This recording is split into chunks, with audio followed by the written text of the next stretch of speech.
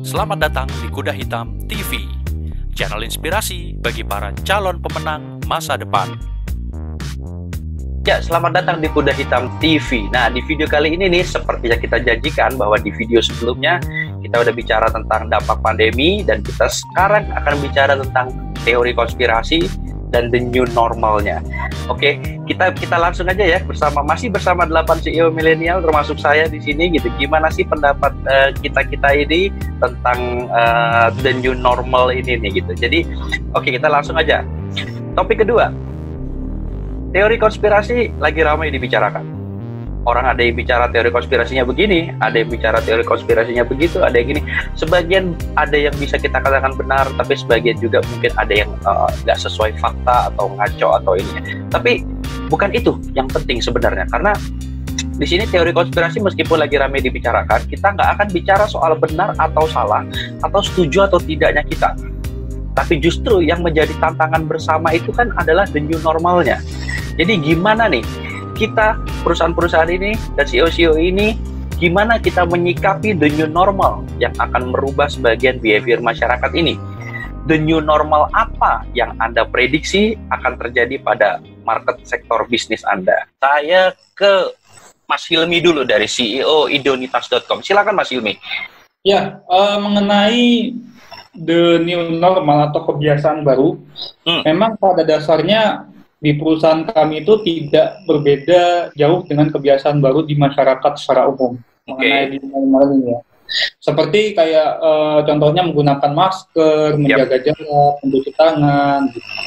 Kami benar-benar menekankan ke karyawan kami untuk tetap berusaha enjoy dengan kebiasaan baru ini. Termasuk masalah bekerja di rumah. Karena menurut kami kebiasaan baru ini dilakukan bukan saat pandemi ini saja. Betul. Tapi seterusnya. Gitu.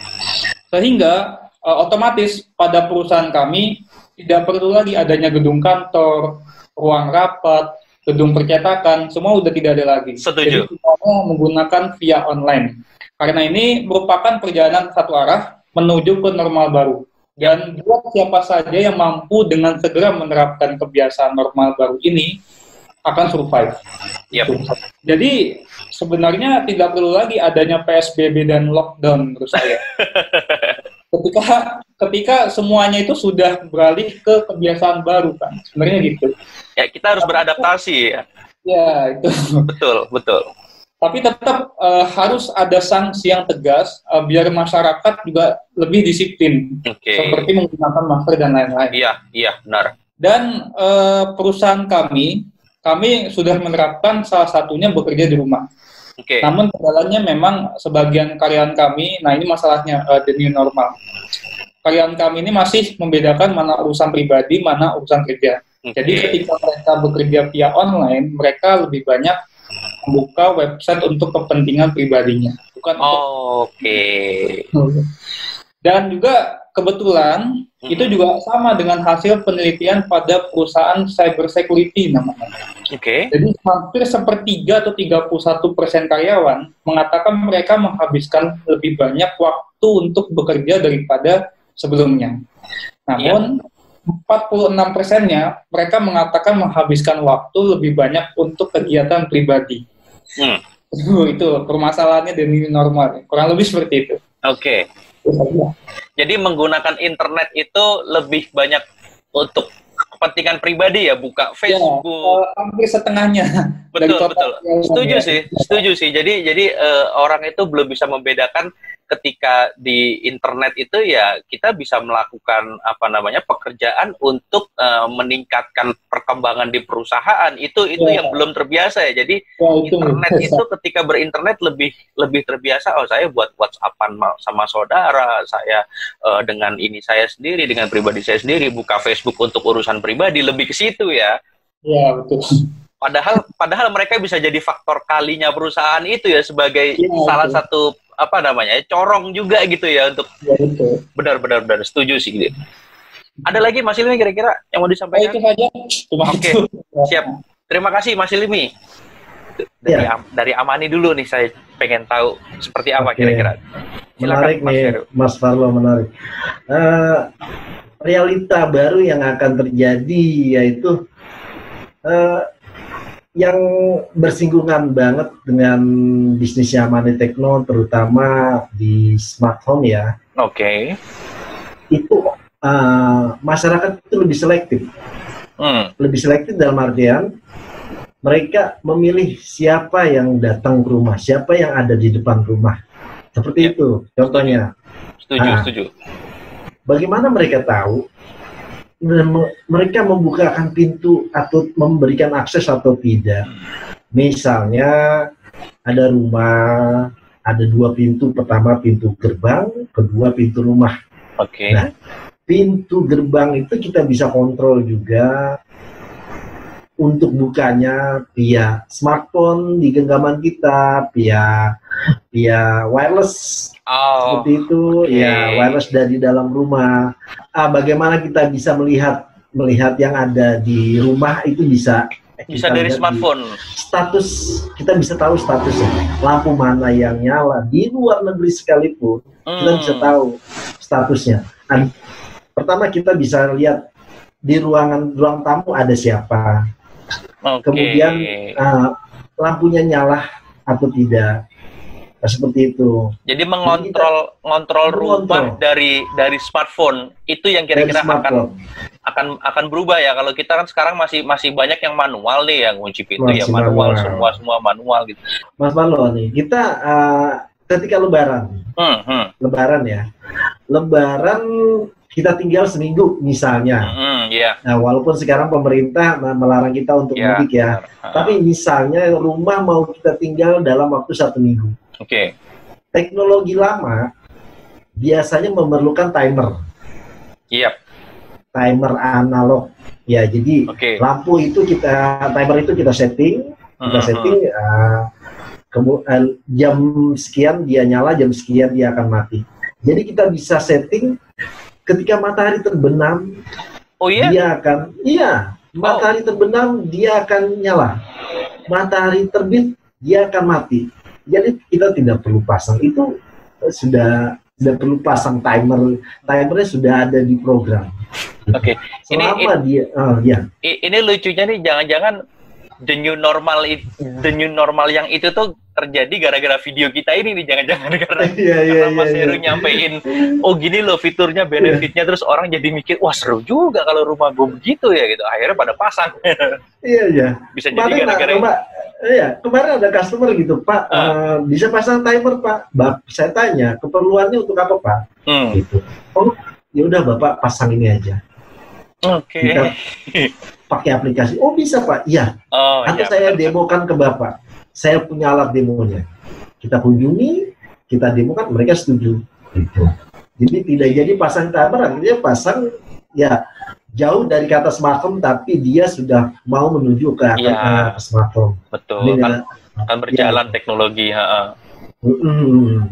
Iya nih, bisa jadi the new normalnya nih gara-gara Amani Tekno nih, gara-gara Mas Heru jadi the new normal nih ke depan. Iya. Semoga bermanfaat aja gitu. Iya. Oke, terima kasih Mas Heru. Saya mau ke Mas Danu dari GT Corp. Silakan Mas Danu. Sebelum pandemi corona ini dimulai, saya sudah merasakan ada the new normal ya, normal ya. Artinya banyak yang tadinya kayak transaksi masih dengan uang tunai, sekarang sudah banyak yang cashless dengan cardless gitu ya. Oke.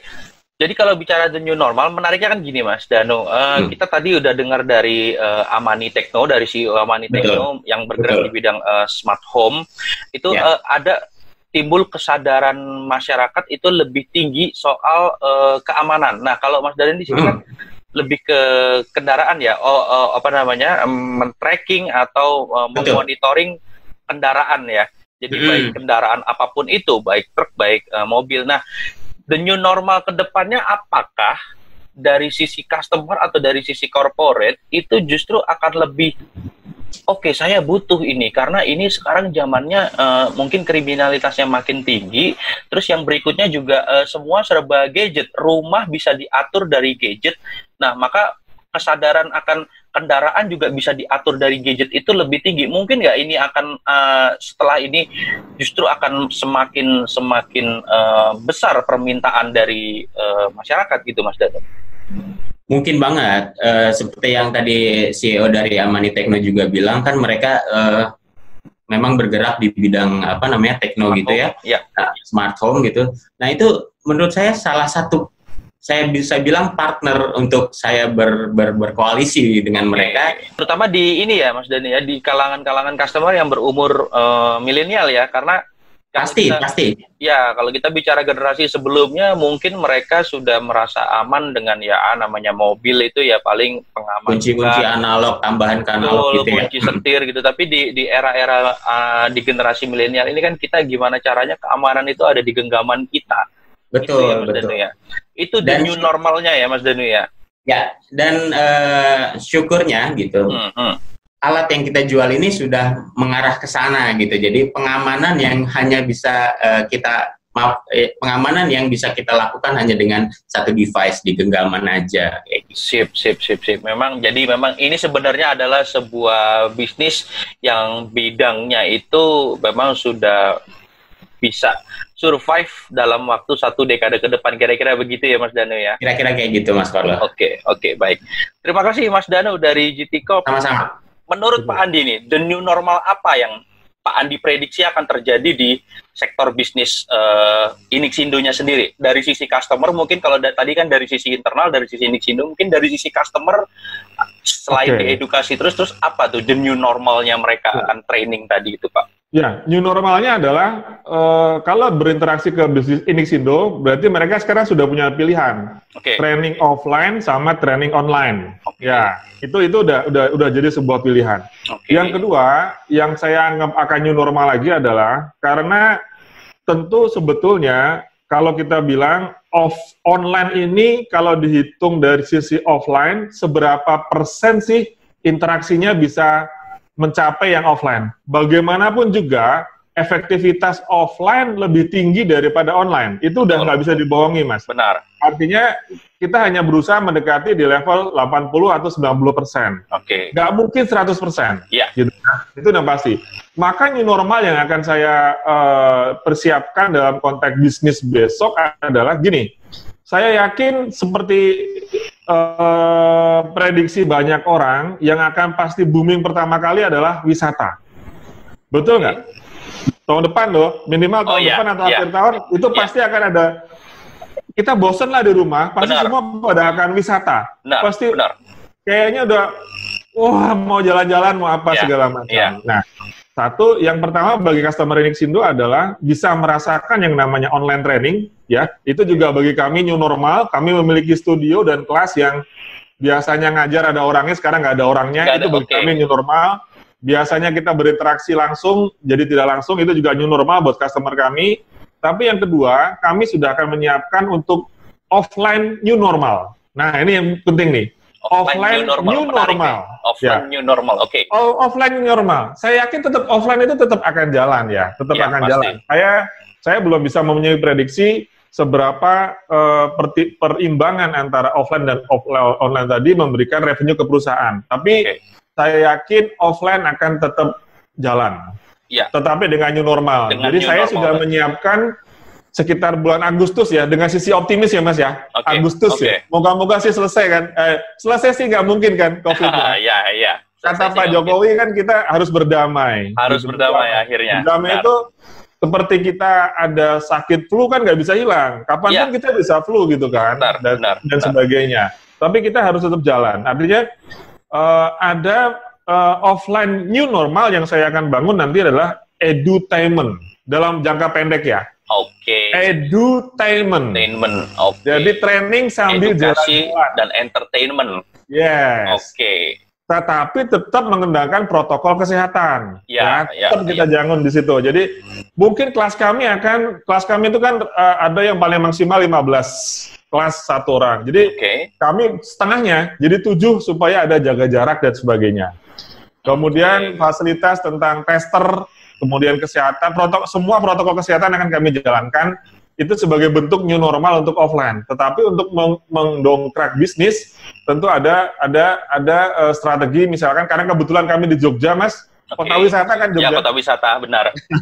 Kota wisata dan kota pendidikan kebetulan. Jadi pas banget edutainment tadi itu. Ya, mungkin kita new normalnya adalah mengembangkan package untuk edutainment. Jadi nggak cuma training only. Itu bagi saya new normal, tapi yang paling kunci sebetulnya new normalnya adalah protokol kesehatan saat orang datang ke kantor kami. Oke. Jadi mungkin Mas Farlo kalau main ke kantor kami sekarang lagi renovasi nih kita. Waduh. Besok tampilan kita udah beda banget. Terakhir saya ke sana itu lagi ada yang baru, saya udah 2 kali ke sana. Yang pertama, yang kedua ada yang baru, ternyata sekarang direnovasi lagi ya Pak. Depannya berubah total. Oke. Berubah total. Nah gitu kira-kira Mas. Saya mau ke Mas Jaka yang dari sektor pariwisata nih Pak. Betul. The new normal apa yang kira-kira Anda prediksi? Mungkin sudah terjadi atau mungkin belum terjadi tapi bisa Anda prediksi. Apa yang the new normal apa yang menurut Anda bisa Anda prediksi akan terjadi pada market sektor bisnis Anda? Silakan Mas Jaka. Pada umumnya kan the new normal itu lebih banyak kaitannya dengan WFH ya atau work from home, terus benar-benar yang pemanfaatan Internet of Things dalam bekerja dan berbisnis kan. Tapi kan berbicara pariwisata, kita adalah real experience yang nggak bisa disalurkan lewat internet, benar kan? Iya, sektor real itu. Iya, betul. Jadi the new normal kita itu mungkin nggak terlalu banyak ya. Mungkin di staff-staff yang di kantor itu bisa. Tapi saat kita berbicara pariwisata itu adalah experience ke suatu tempat gitu loh. Nggak bisa di Internet of Things kan kalau ini. Betul. Benar. Setuju. Sebenarnya IoT yang sudah ada sebelum corona yang dijalankan oleh salah satu aplikasi biru di Indonesia itu bisa merubah pola orang-orang untuk menjalankan bisnis pariwisata, terutama di masalah penyedia akomodasi dan transportasi. Kenapa? Karena akomodasi, orang punya kamar satu, didesain dengan bagus, ada kamar mandi dalam, dia udah bisa jualan itu di seperti Airbnb misalkan, itu yang paling terkenal kan. Ada lagi pemain baru kan Oyo. Iya. Mereka bahkan sampai masuk ke gang-gang yang istilahnya mereka mau ada di mana-mana gitu loh. Kita nggak peduli kamu mau 1 kamar, 2 kamar, tapi kalau standar lu mengikuti standar kita, ya kita akan nge-brand kamu sebagai salah satu Oyo di situ kayak gitu Mas Farlo. Terus untuk transportasi ya kita udah tahu pergeseran dari taksi konvensional ke taksi online kan betul ya. Dan itu ditangkap oleh Grab. Ada jualan sewa mobil kan ya, mau 6 jam, mau 10 jam, mau 12 jam, itu kita sudah punya paket harga beserta driver dan bensin kan. Wow. Jadi itu sekarang sudah tersedia di dalam platform GrabCar itu sendiri. Artinya secara teknologi ya semua orang yang punya mobil dan mau bergabung dengan Grab sebagai Grab driver itu bisa menyewakan jadinya ya. Jadi gini, kecenderungan orang yang sewa mobil dengan sistem jam itu biasanya dia cuma lagi nginep di Jakarta nih, terus dia butuh jalan-jalan dalam kota gitu kan. Nah biasanya mereka seperti itu, atau mau ke Tangerang misalkan ya, seperti itu. Cuman keunggulan kita sebagai agent travel, biasanya kita kan bisa jualan paket di mana dalam paket itu melintasi beberapa kota. Ini yang belum tersentuh oleh platform Grab ataupun GoCar. Nah, kita punya keunggulan di sana. Kaitannya dengan IoT apa? Nah, sekarang kan bikin web itu ya banyak yang bisa bikinkan. Ya kan? Nah, salah satu cara jualan paling efektif itu ya lewat website. Untuk travel agent yang seperti saya, ataupun travel agent yang baru mulai atau perorangan kayak gitu Mas Farlo. Jadi sangat mudah sekali sebenarnya untuk bisa mulai open dan menjalankan bisnis pariwisata. Cuman pengalaman pasti membedakan ya Mas Farlo ya kayak gitu. Iya. Jadi lu punya kamar bisa sewain ke Airbnb atau Oyo, lu punya mobil bisa join platform Grab ya kan. Yang ada kaitannya dengan pariwisata juga dengan sistem sewa per jam. Yang terakhir ya kamu mau jualan paket wisata sendiri pun bisa, asalkan kamu bisa punya modal website gitu loh, yang adalah Internet of Things juga sebenarnya kayak gitu. Jadi prediksi Mas Jaka bukan prediksi mungkin ya, tapi kedepannya itu orang semakin banyak yang menyewakan kamarnya sendiri, yang menyewakan kendaraannya sendiri seperti itu ya, new normalnya seperti itu ya. Betul. Karena cara kita menyewakannya juga mudah ya pakai platform tadi itu ya. Betul. Jadi bisa jadi salah satu kesempatan untuk mencari penghasilan juga mungkin buat masyarakat gitu ya. Betul. Apalagi kan kita udah pemerintah mencanangkan program 10 Bali baru kan. Jadi ada 10 daerah, salah satunya Danau Toba dan Labuan Bajo yang akan didesain supaya bisa sebesar Bali untuk urusan pariwisatanya gitu kan. Otomatis ini peluang sangat besar Mas Farlo. Sangat besar sekali terutama untuk masyarakat yang ada di daerah tersebut. Ya, ada lagi yang di Manado ya, yang di Pulau Bunaken juga termasuk di sana. Jadi harus jeli menangkap peluang ini. Caranya gimana ya Kak? Yang saya sebutkan 3 tadi Mas Farlo. Tapi the next new normal setelah corona adalah orang akan sangat skeptis tentang higienisnya kita sebagai penyedia jasa gitu kan. Jadi mereka akan sangat-sangat detail menanyakan, ya mungkin siasatnya kita sediakan hand sanitizer di dalam mobil kita, di dalam bus gitu kan. Terus kalau kita mau handle grup, ya kita bisa sewa jasa desinfektan ya kan. Kita dokumentasikan bahwa kendaraan bisa mendongkrak kepercayaan turis asing terutama kayak gitu. Tapi itu kan bicara higienis dan segala macam itu kan justru akan membuka peluang baru, yaitu jasa penyemprotan disinfektan gitu. Artinya Anda bisa Mas Jaka bisa nge-branding bahwa tempat wisata kita atau bis kita atau jeep ini kita ini setiap hari udah steril ya gitu. Jadi memberikan informasi itu dan mungkin membuktikan ya via video yang Oke, terima kasih Mas Jaka. Semoga bangkit lagi sektor pariwisata. Amin. Saya penasaran juga nih sama Pak Rudi dari Baraji Kopi, dari Kopi Tanah Air kita. Pak Rudi, apa yang prediksi Pak Rudi tentang the new normal ini, Pak? Silakan Pak Rudi. Parlo, saya sangat tergelitik dengan kata-kata konspirasi. Tapi bagi saya ini adalah rencana Tuhan. Ya.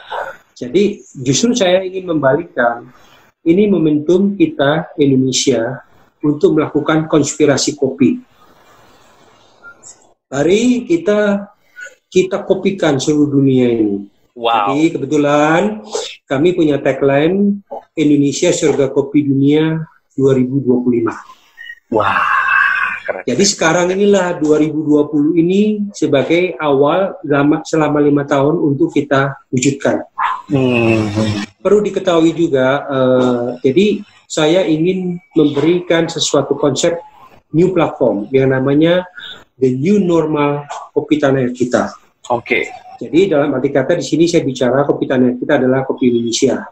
Ya, jadi karena Kopi Tanah Air kita itu, saya kata kita itu adalah kita semua. Kita semua, ya. Nah, jadi fokus kami adalah coffee tourism berbasis industri kreatif. Ya, artinya apa? Perlu diketahui, Indonesia itu punya 9.000 desa penghasil kopi. 9.000 desa. Di seluruh dunia ini 9.000 tersebar dari Gayo sampai Wamena. Ya, ada sekitar kalau boleh istilahnya dilihat bahwa kita punya paling banyak jenisnya, posisinya dari ketinggian 25 meter di atas permukaan laut sampai 3.000 pun punya. Jadi negeri ini adalah surga kopi. Jadi saya justru ingin melakukan sesuatu konsep baru, new way, ya kan, the new normal, konspirasi kopi Indonesia. Konspirasi kopi, keren banget itu. Ya, jadi mari kita ajak young generation kita sekarang ini yang mungkin habis kena PHK, kena apa semua, karena kita butuh sekali kurang lebih 5 juta untuk 5 juta pelaku bisnis untuk mendunia. Untuk mendunia. Jadi bisnis jangan lagi tergantung kepada hanya di negeri ini. Ya, perlu tahu juga Parlo bahwa negeri ini 90% minumnya kopi saset. Bukan kopi brewing, bukan apa. Tetapi kenapa tuh Pak? Ada ya karena kita budaya. Budaya kopi itu kan baru, jujur aja kita harus terima kasih dengan Starbucks. Kita harus terima kasih dengan Coffee Bean semua karena mereka membuat budaya ngopi. Iya, benar juga. Nah, tetapi jangan cuma nongkrong. mari gunakan kesempatan ini di new normal ini menjadi new business gitu loh. Iya, artinya benar. apa? Setuju. Kita mulai menata bahwa kopi itu paling asik itu dijual harus punya storytelling. Iya. Harus tahu tuh desanya dari desa mana, ketinggian berapa, di tanamannya di sebelahnya ada apa, prosesnya petik merah sampai jadi green bean itu seperti apa. Itu 9.000 desa, 9.000 cerita. Bisa bayangin kan? Nah, jadi kerjanya aja kalau boleh dijadikan YouTube atau dijadikan webinar. Benar. Mungkin itu cerita kopi yang terbesar di seluruh dunia itu hanya di kita. Parlo. Itu dia, Pak. Benar. Kopi di pinggir danau, kopi di pinggir gunung, kopi di pinggir sungai. Aduh, Indonesia itu cantik sekali. Jadi saya pingin ya mudah-mudahan melalui Parlo ini dengan teman-teman, ayo kita lakukan, kita balik, kita bikin konspirasi kopi. Konspirasi kopi. Yuk kita bikin konspirasi kopi. Mari kita berkonspirasi. Setuju, ya, kita bikin dari sekarang, bikinkan konspirasi kopi. Konspirasi kopi, keren banget. Saya ada cerita sedikit ya. Silakan. Tahun 2017 itu bulan 2 tanggal 23 Oktober saya jumpa dengan Pak Jokowi. Oh, oke. 20 menit saya bicara secara pribadi di acara yang namanya waktu itu acara Rembuk Nasional di PRJ. Oke. Saya melayani 3.000 peserta yang minum kopi itu 1.000 orang.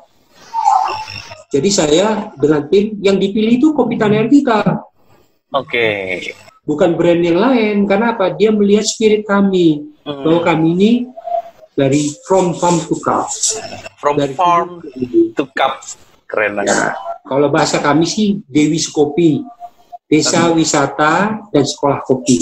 Desa wisata itu yang kita ini. Nah, pada waktu itu saya sudah kasih tahu Bapak bahwa tolong Indonesia itu difokuskan dengan yang namanya harus punya General Kopi. Oke. Kalau tidak, 300 tahun platform yang sudah dibikin dari zaman VOC itu masih eksis sampai sekarang kalau tidak dibikin suatu konsep baru. Iya. Nah, dari situlah alhamdulillah beliau mulai mengkampanyekan masalah kopi. Ada 2 yang tadi saya sebut, coffee tourism dan industri kreatif. Oke. 2 ini luar biasa, 15 bidang nomenklatur, Mas Parlo. Wow. Dan saya bilang sama Pak Jokowi, 2025 ada 1.000 triliun bisnis dari industri kreatif kopi yang harus diambil oleh negara. Ya, sekedar bayangan sekarang nih. Ada 500.000 ton kopi Indonesia yang bisa dibikin jadi kopi minum dalam cup. Itu nilai kurang lebih 40 miliar gelas. Itu bisa menjadi 100 triliun hanya menjual kopi minum. Belum lukisan kopi. Ya, teman kami ada pelukis dibeli oleh konglomerat Rusia 198 juta lukisan basilika dari kopi. Jadi bisnis ini luar biasa sekali. Ya, benar. Ya, jadi mari kita lakukan ini. Nah, alhamdulillahnya sekarang Pak Jokowi bikin 10 Bali baru. 10 Bali baru, ya. Nah, saya sudah kasih info dan saya kasih masukan ke teman-teman lewat ke Wisnu juga, Wisutama, bahwa fokuskan 10 Bali baru ini sebagai sentra kopi kita. Ya. Base camp kita. Jadi nggak usah lagi kita pusing infrastruktur apa segala macam. Ikut. Ya. Karena oleh-oleh yang paling gampang adalah kopi. Benar. Ya, itu. Yang kedua lagi, kenapa saya bilang tadi 5 juta orang? 2,5 juta di Indonesia, 2,5 juta kita berangkat seluruh dunia. Mari kita kerjasama dengan negara manapun, konspirasi kopi, kita buka kopi Indonesia. Ya, sekedar info aja, kami tahun ini dipercaya oleh pemerintah China untuk buka di 8 kota di China yang akan disupport oleh China sebagai center kopi Indonesia. Serius, Pak? Jadi serius, kopinya barista, baraciknya, saya nggak mau sebut barista ya, baracik, berikut semua interiornya itu dari Indonesia. Dan itu akan diisi dengan satu konsep yang tadi disebut kopi tourism. Jadi sebelum orang China itu ke Indonesia, mereka belajar dulu dan ngopi dulu. Dan dia dari kopi tourism center ini, mereka bisa langsung beli konsep idenya. Oke, saya mau beli di Flores 6 hari 5 malam. Nanti tripnya kemana? Tapi ke kebun kopi. Iya. Nah, inilah the new normal bisnis kita. Wow. Jadi saya lihat kita nggak usah lagi terpaku untuk besarkan bisnis, untuk bikin saset, bikin apa, salah. Iya. Mari kita ajak young generation ini mempunyai satu bisnis baru. Ya, kita orang tengah aja, jangan main di industri, jangan terlalu ini. Kita main di tengah, tetapi kita jual konsep kreatif. Iya. Indonesia itu bisa menjadi the biggest negara yang mempunyai bisnis kopi tourism. Amin. Jangan lagi berkompetisi yang sama. Kita bikin sesuatu yang untuk global. Dan sekarang seluruh dunia sudah siap, Carlo. Ya, kenapa? Banyak sekali kafe-kafe yang pengen direct langsung ketemu dengan pelaku bisnisnya, tahu kebunnya di mana, proses seperti apa. Karena sustainability itu yang paling penting. Oke, nanti kita sambung lagi. Terima kasih banyak, Pak. Luar biasa, Pak. Saya mau ke Pak Robi dari Pisces Elektronik. Kira-kira gimana pendapatnya Pak Robi? The new normal apa tuh yang Anda prediksi akan terjadi di sektor bisnis Pak Robi sendiri? Silakan Pak Robi. Oke, makasih Pak. Kalau the new normal, yang pastinya kalau yang jelas adalah kita lihat terjadinya disruption dari teknologi company ya. Oke. Mungkin saya nggak ngomong kalau corona, saya nggak bisa prediksi akan berapa lama. Benar. Akibatnya karena corona pun akan berapa lama itu akan mempengaruhi the new normalnya akan berubah. Contoh kalau kita coronanya sebentar, orang pada PSBB itu udah biasa pakai masker, dan dia bisa jalankan aktivitasnya bebas lagi, asalkan jaga jarak segala macam. Jadi new normalnya nggak beda jauh. Berbeda kalau kita terlalu ternyata habis Lebaran nih terlalu membludak. Kita harus begini. Kalau sampai lama dan nggak ada vaksin atau obat gimana, kalau itu sampai lama ya kita mungkin new normalnya akan sangat lebih drastis berubahnya. Cuman kalau yang saya lihat corona ini di saat berakhir, yang pasti adalah kita ada tantangan dari segi teknologi. Kita mumpuni apa tidak di teknologi yang sekarang. Contoh kalau kayak digital, pembayaran semua digital segala macam, itu udah pasti akan terjadi. Jadi bagi saya new normalnya ini adalah lama-lama semua transaksi itu adalah cashless. Dan itu efeknya adalah semua transparan, termasuk kemungkinan di government juga transparan kalau saya lihat ya. Lalu juga dari pembelanjaan di marketplace. Jadi yang dulu kita harus bangun brand, sampai brand itu kan shortcut ya. Kalau saya mau beli barang ini, shortcutnya brand gitu lah ya. Iya, benar. Kalau sekarang ini customer ini sudah langsung tahu istilahnya tuh jeroannya perusahaan. Karena dia bisa baca review, bisa baca ulasan ya. Nah, itu new normal yang hanya terjadi mungkin di sekitar 2 tahun belakangan ini. Dan ini akan ombaknya akan terus melaju seperti itu sih menurut saya. Makin besar ya Pak ya. Betul, akan makin besar. Betul.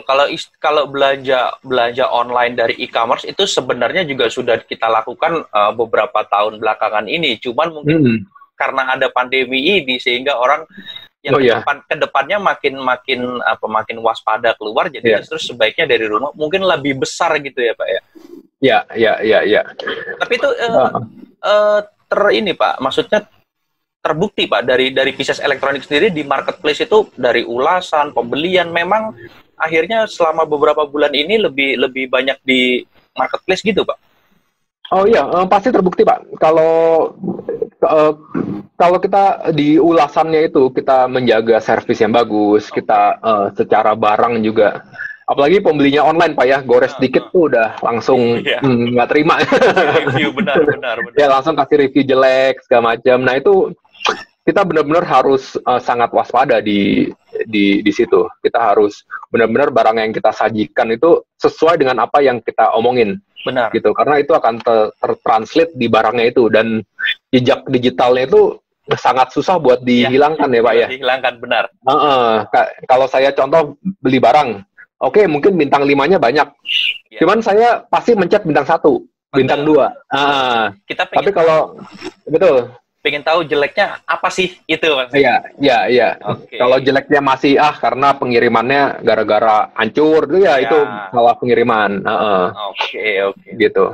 Jadi itu benar-benar the new normalnya anak-anak milenial ya Pak ya. Betul. Langsung dia tahu, sekali klik dia langsung tahu ini merek bagus apa enggak, saya suka ini apa enggak gitu. Jadi bisa dikatakan brand itu nggak ini ya Pak ya, orang itu memang brand besar orang akan melihat dari sisi brandnya, tapi tentu nggak menjamin juga. Jadi brand-brand baru justru kesempatannya juga besar gitu ya Pak ya. Iya, saya juga rasa demikian. Brand baru itu kemungkinannya maju sangat bisa, cuman tetap bukannya kita menghilangkan segi brandingnya itu sendiri. Betul. Jadi kalau kita bilang kalau kayak gitu reviewnya bagus aja, yang penting brand nggak peduli gitu. Saya rasa nggak juga.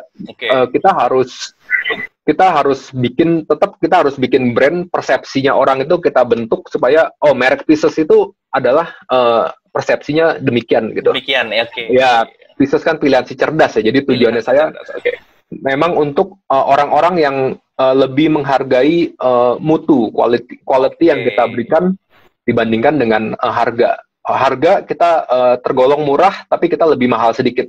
Tapi dengan harga segitu, kita memberikan kualitas yang jauh, bahkan itu lebih jauh sama dengan barang-barang yang lebih mahal lainnya. Gitu Pak. Maka namanya pilihan si cerdas. Persepsi brandnya tuh tetap dijaga, persepsinya ya Pak ya. Pasti. Dan itu jadi semua barang yang saya bikin juga saya nggak mau bikin barang yang asal-asalan juga, karena ada satu yang asal ya nanti merek saya yang akan terpengaruh. Persepsinya itu yang hancur gitu ya Pak ya. Betul. Oke, terima kasih Pak Robi dari Pieces Elektronik. Ya, terima kasih nih para CEO di atas sharing-sharing dan diskusinya tentang the new normal ini. Menarik banget. Ada yang bilang begini, ada yang bilang the new normalnya bakalan begitu, ada yang bilang ini bakalan lebih panjang, ini bakalan sekian lama, kita harus beradaptasi, dan ini ada yang bilang ini adalah tiket perjalanan satu arah, jadi udah nggak bisa balik lagi gitu ya. Terima kasih sekali lagi. Nah, sekarang dari sisi Kuda Hitam sendiri, sebagai digital marketing agency, sebenarnya Kuda Hitam itu menyikapi the new normal ini adalah lebih mengarahkan partner kita untuk membuka semua kanal-kanal digitalnya gitu. Jadi semuanya didigitalkan. Contohnya misalkan, kan dari the new normal ini behavior masyarakat itu kan sebagian akan sebenarnya berubah drastis sih enggak, cuman volumenya lebih banyak. Jadi mungkin kemarin yang beli sembako lewat online itu mungkin dari hanya 1% dari jumlah penduduk Indonesia, mungkin sebentar lagi akan meningkat jadi 10%, kena meningkat 20%, atau beli belanja-belanja yang lain, pembayaran, terus juga ngurus ini itu apa segala macem, terus online conference seperti ini gitu. Mungkin online conference seperti ini akan lebih ngetren antara pelanggan dengan si brand. Jadi pelanggan dengan si brand untuk meningkatkan kredibilitas dan memberikan kenyamanan yang lebih kepada customer, mungkin akan digunakan ke depannya, akan digunakan terus-menerus ini online conference seperti ini. Jadi di sini Kuda Hitam menyikapinya adalah dengan perubahan behavior masyarakat itu, dengan semakin sering ke arah digital, maka perusahaan klien-klien kami tentunya harus lebih menyikapi perubahan behavior itu tadi. Jadi perusahaan-perusahaannya harus lebih siap lagi, harus lebih punya strateginya jadi lebih banyak, bukan cuma sekedar strategi sosial media, strategi website, strategi media online, bukan cuma itu, lebih banyak lagi. Orang semakin nonton YouTube, kita bisa buatkan strategi untuk gimana caranya YouTube-nya itu bisa lebih dikenal oleh customer-customernya, gimana YouTube-nya itu bisa lebih berbicara, lebih berkomunikasi dengan customer-customernya. Jadi di sini Kuda Hitam menyikapinya adalah dengan memperluas service Kuda Hitam itu sendiri, tidak terpatok-patok pada hanya sekedar sosial media, website, tidak. Karena di sini persaingannya akan semakin tinggi dengan perubahan behavior tadi. Persaingannya akan semakin tinggi, maka kita harus menemukan celah-celah baru, strategi-strategi baru, gimana caranya supaya brand-brand klien kita ini bisa didengar, bisa dilihat, dan bisa, yang paling penting, dibeli oleh calon konsumennya. Itu kira-kira kalau dari Kuda Hitam. Oke, terima kasih, dan jangan lupa, setelah video ini, masih ada video berikutnya. Ada video ketiga kita bersama 8 CEO milenial ini, dan kita masih akan diskusi lagi. Di video ketiga nanti kita akan bicara tentang human resource. Human resource apa yang dalam 1 dekade ke depan itu akan tergantikan oleh teknologi. Gimana nih menurut pendapat para CEO milenial ini nih? Nah, itu yang akan kita bahas di video ketiga. Jadi jangan lupa untuk subscribe channel Kuda Hitam TV ini, dan jangan lupa nonton di video berikutnya nanti. Oke, terima kasih.